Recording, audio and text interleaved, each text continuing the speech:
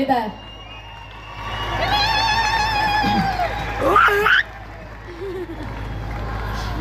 Ez tekoşina ve silah dikim ku hund duxwazin sed sala 21 bikin sed sala jinan. Banda aşiti û civaka demokratîka 27 Sibata 2005 û manifestoya aşitî û civaka demokratîk azadiya jinan wekî mijarekî bingehîna sosyalîzmê destnîşan dike û çareseriya wî ya hember wekî bingeha çareserkirina hemû pirsgirêkên civakî dibîne. Meseleya şoreşa jinan ji hemû mijarên din pêştetir e. Ez azadiya jinan datînim pêşiyê. Meseleya azadiya jinan pirsgirêka herî girînga serdema me ye.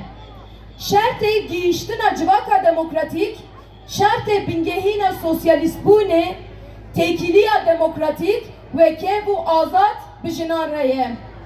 Biriya paradigmaya modernîteya demokratîk û biriya jinolojiyê ku me bingeha çarçeveya têgehî û teorîk pêş xistiye, di vî warî da pêşketinên girîng çêbûne. Lêbelê siyaseta pratikîya vê yekê ango avakirina wî belpirsiyarî û peyvîra me ya bingehîne. Pir girîng e ku têkiliyekî rast di navbera dîrok, îro û sibêrojê de bi awayekî jinparêz bê avakirin. Di tevahiya dîroka mirovahiyê de jiyana civakî bi saya hêza avakar a fîgûra jina dayîk mümkün bûye. Ev hêza avakar bûye sedema civakîbûna mirovahiyê ye.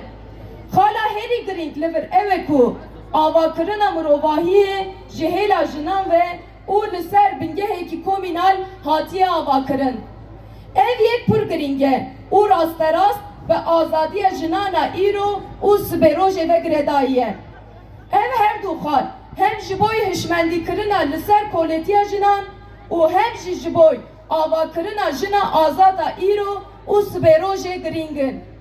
Her wiha dibe mirov baş tê bigîje bêka pirsgirêka civakî çawa dest pê kiriye.